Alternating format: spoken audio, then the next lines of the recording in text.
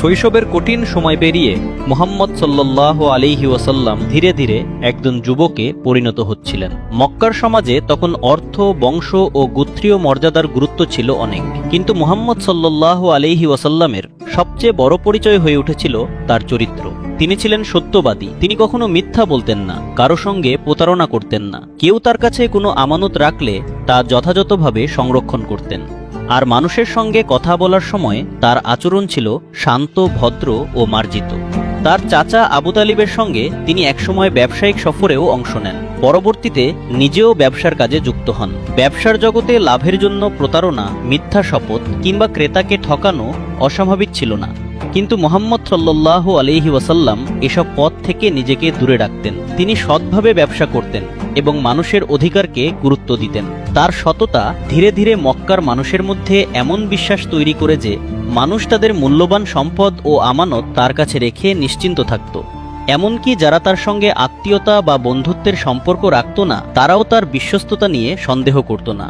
এই কারণেই মক্কার মানুষ তাকে একটি বিশেষ নামে ডাকতে শুরু করে, আল আমিন, অর্থাৎ বিশ্বস্ত, আমানতদার। আর শুধু আল আমিনই নয়, তার সত্যবাদিতার কারণেও তিনি মানুষের কাছে অত্যন্ত সম্মানিত ছিলেন।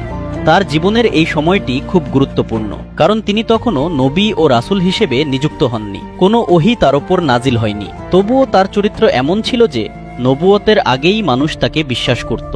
এটাই ছিল তার জীবনের অন্যতম বড় বৈশিষ্ট্য। তিনি শুধু নিজের জন্য ভালো ছিলেন না, দুর্বল ও অসহায় মানুষের প্রতিও তার হৃদয়ে ছিল গভীর মমতা। সমাজে অন্যায় দেখলে তিনি তা পছন্দ করতেন না। আর মক্কার মানুষের মধ্যে তার সততা ও ন্যায়পরায়ণতার খ্যাতি দিন দিন আরও ছড়িয়ে পড়তে থাকে। একবার কাবা শরীফ পুনর্নির্মাণের সময় হাজরে আসওয়াদ স্থাপন করা নিয়ে বিভিন্ন গোত্রের মধ্যে বিরোধ সৃষ্টি হয়। প্রত্যেক গোত্রই চাইছিল এই সম্মান তাদের ভাগ্যে জুটুক। পরিস্থিতি এমন পর্যায়ে পৌঁছায় যে বড় ধরনের সংঘাতের আশঙ্কা তৈরি হয়। শেষ পর্যন্ত সিদ্ধান্ত হয় যে ব্যক্তি সবার আগে কাবার প্রাঙ্গণে প্রবেশ করবেন তার সিদ্ধান্তই সবাই মেনে নেবে। সেই ব্যক্তি ছিলেন মুহাম্মদ সাল্লাল্লাহু আলাইহি ওয়াসাল্লাম। তাকে দেখে সবাই স্বস্তি পেল, কারণ তারা জানত এই মানুষটি অন্যায় সিদ্ধান্ত দেবেন না। তিনি একটি চাদর বিছিয়ে তার উপর হাজরে আসওয়াদ রাখলেন। তারপর বিভিন্ন গোত্রের নেতাদের চাদরের চারপাশ ধরতে বললেন। সবাই মিলে পাথরটি নির্দিষ্ট স্থানে নিয়ে গেল। এরপর তিনি নিজ হাতে সেটি স্থাপন করলেন। এভাবে একটি বড় বিরোধ রক্তপাত ছাড়াই মিটে গেল। এই ঘটনা দেখিয়ে দেয় তিনি শুধু সত্যবাদী ছিলেন না, বরং ছিলেন বিচক্ষণ ও ন্যায়পরায়ণও। আর এই গুণগুলোই ধীরে ধীরে তাকে মক্কার মানুষের কাছে একজন অসাধারণ ব্যক্তিত্বে পরিণত করছিল। কিন্তু তখনও তার জীবনের সবচেয়ে গুরুত্বপূর্ণ অধ্যায় শুরু হয়নি। সামনে অপেক্ষা করছিল এমন এক ঘটনা যা তার নিজের জীবনকে যেমন বদলে দেবে, তেমনি বদলে দেবে পৃথিবীর ইতিহাস। মক্কার সমাজে মুহাম্মদ সাল্লাল্লাহু আলাইহি ওয়াসাল্লাম তখন একজন সম্মানিত ও বিশ্বস্ত যুবক হিসেবে পরিচিত। তার সততা, আমানতদারি ও সুন্দর ব্যবহারের কথা মানুষের মুখে মুখে ছড়িয়ে পড়েছিল। এই সময় মক্কার একজন সম্মানিত নারী তার সম্পর্কে জানতে পারেন। তিনি হলেন হযরত খাদিজা রাদিয়াল্লাহু আনহা। হযরত খাদিজা রাদিয়াল্লাহু আনহা ছিলেন সম্মানিত, বুদ্ধিমতী এবং একজন সফল ব্যবসায়ী নারী। তার ব্যবসার পণ্য বিভিন্ন অঞ্চলে বাণিজ্য কাফেলার মাধ্যমে পাঠানো হতো।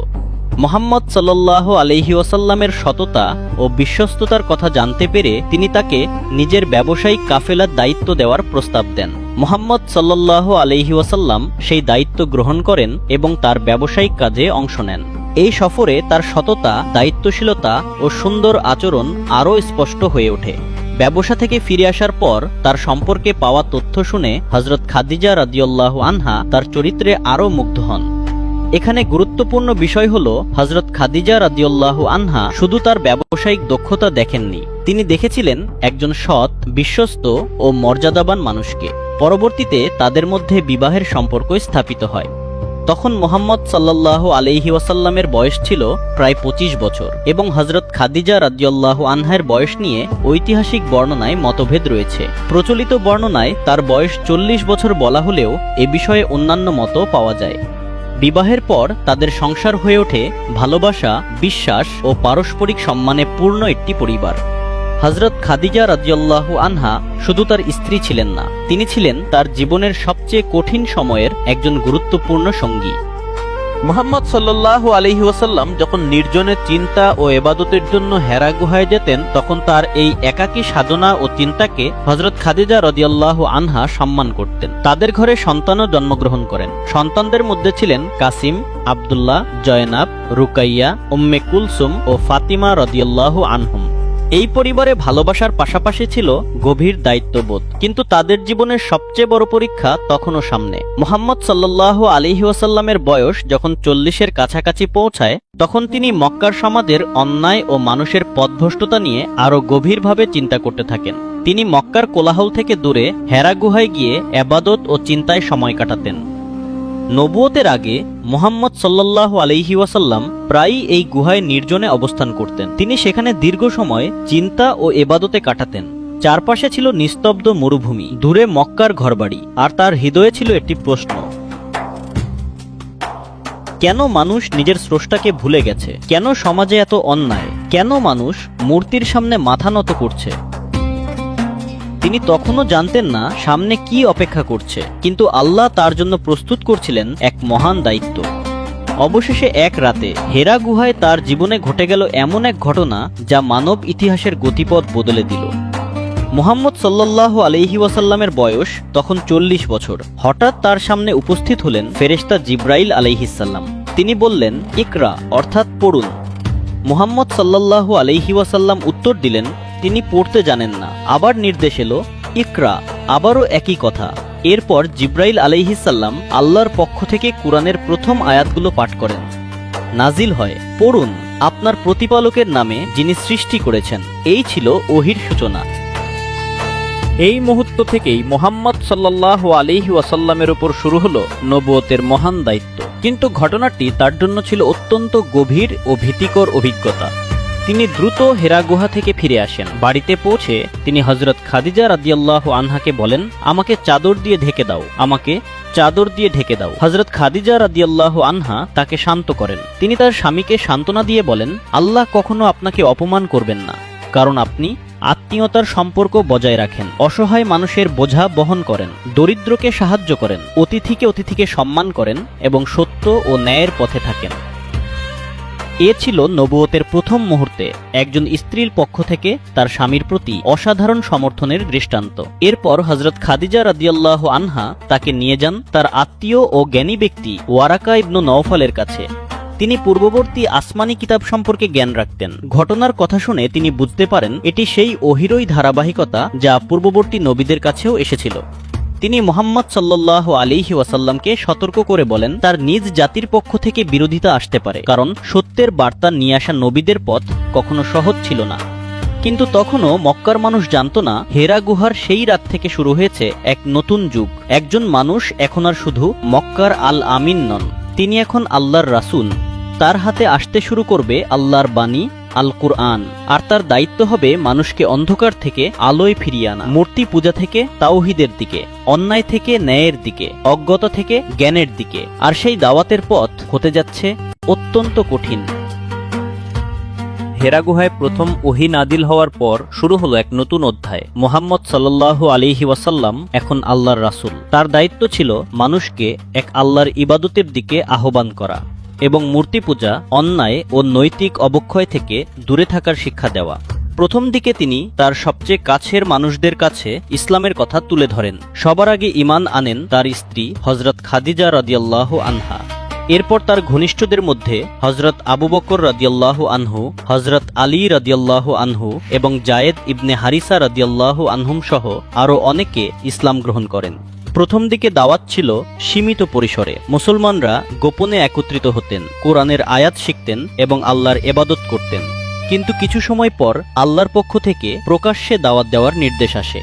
মুহাম্মদ সাল্লাল্লাহু আলাইহি ওয়াসাল্লাম মক্কার মানুষকে প্রকাশ্যে আহ্বান জানাতে শুরু করেন, আল্লাহ এক, তার কোনো শরিক নেই, মূর্তিগুলো কোনো উপকার বা ক্ষতি করতে পারে না, মানুষকে অন্যায় ছেড়ে সত্য ও ন্যায়ের পথে ফিরে আসতে হবে। এই বার্তা মক্কার সমাজের প্রচলিত বিশ্বাস ও ক্ষমতার কাঠামোর জন্য বড় চ্যালেঞ্জ হয়ে দাঁড়ালো। কুরাইশ নেতারা বুঝতে পারলেন এই দাওয়াত শুধু ধর্মীয় বিশ্বাসের পরিবর্তনের কথা বলছে না, এটি মানুষকে গোত্রীয় অহংকার, সামাজিক অন্যায় এবং দুর্বলদের উপর অত্যাচার থেকে বেরিয়ে আসার কথাও বলছে। তাই শুরু হলো বিরোধিতা। প্রথমে তাকে উপহাস করা হলো, কখনো তাকে কবি বলা হলো, কখনো জাদুকর, কখনো মিথ্যাবাদী বলা হলো, কিন্তু তিনি তার দাওয়াত থেকে সরে দাঁড়ালেন না। যতই বিরোধিতা বাড়তে থাকলো, ততই নির্যাতন কঠিন হতে লাগলো। বিশেষ করে দরিদ্র ও দুর্বল মুসলমানরা সবচেয়ে বেশি নির্যাতনের শিকার হন। হযরত বিলাল রাদিয়াল্লাহু আনহু ছিলেন তাদের অন্যতম। তাকে উত্তপ্ত মরুভূমির বালুর ওপর শুয়ে রাখা হতো এবং বুকের ওপর ভারী পাথর চাপিয়ে দেওয়া হতো। তবুও তিনি ঈমান থেকে সরে যাননি। তার মুখে উচ্চারিত হতো আহাদ আহাদ, অর্থাৎ আল্লাহ এক, আল্লাহ এক। আরেক সাহাবী হযরত খাব্বাব ইবনুল আরাত রাদিয়াল্লাহু আনহু কঠিন নির্যাতন সহ্য করেন। নারী সাহাবীরাও নির্যাতনের শিকার হন। হযরত সুমাইয়া রাদিয়াল্লাহু আনহা ইসলামের প্রথম শহীদ হিসেবে ইতিহাসে স্মরণীয় হয়ে আছেন। তার পরিবারকেও নির্মম নির্যাতন করা হয়েছিল, কিন্তু এত কিছুর পরও মুসলমানরা ইসলাম ত্যাগ করেননি।